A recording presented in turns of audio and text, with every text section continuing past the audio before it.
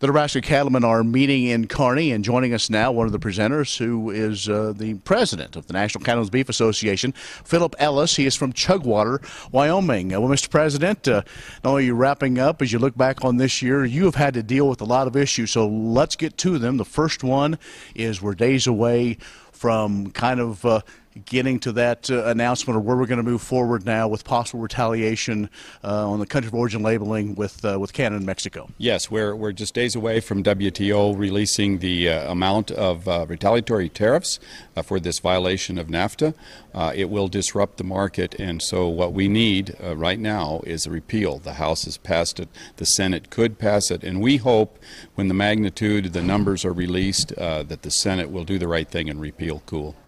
And so just a few days left. There's a lot of other things on their plate, but Congress, they're aware of the need for this, and maybe finally believe that they've heard enough from, especially up north, that this is going to happen. Yes, yeah, we think there are not many days left, but we think they have understood. I am hopeful. I've got to be positive, and we think that's going to happen.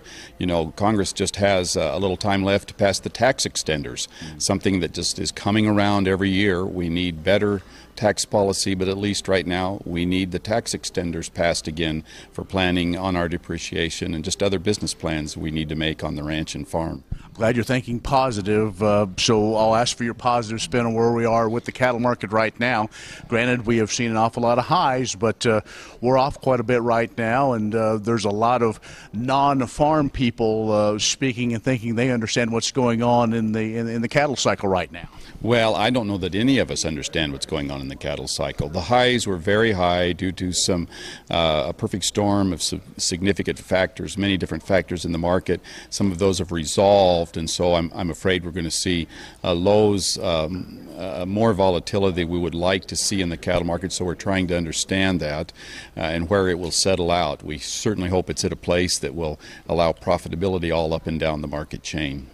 Well, I guess positive news, NCBA spent a lot of time on the Hill, on the phones, through other means to get a hold of Congress as they look forward to this final passage now of TPP. The language is out there.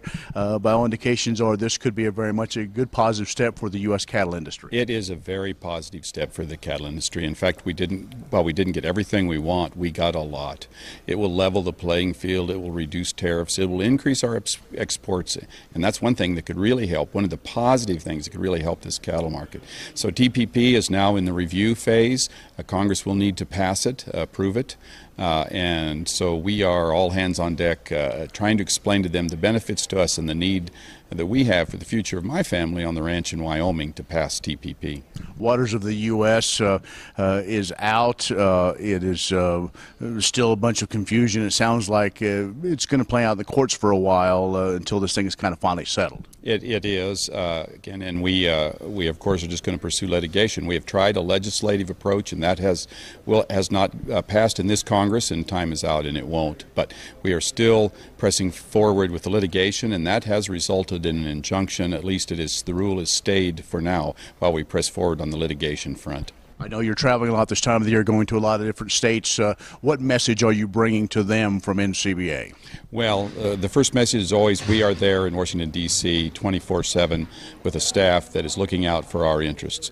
We are also there utilizing our professional staff in Denver as contractors to the beef checkoff, and here we create the research that, for instance, is very important in the dietary guidelines, another issue that will be released here at the end of the year, and that we are very hopeful that our efforts on this will release guidelines that we can, what we want in them. Well, thank you for the update. Thanks for your service to the industry. Thank you. It's fun. Phillip Ellis, who is a rancher from Chugwater, Wyoming, president of the National Cattlemen's Beef Association, has joined us from Kearney. I'm Ken Rogers.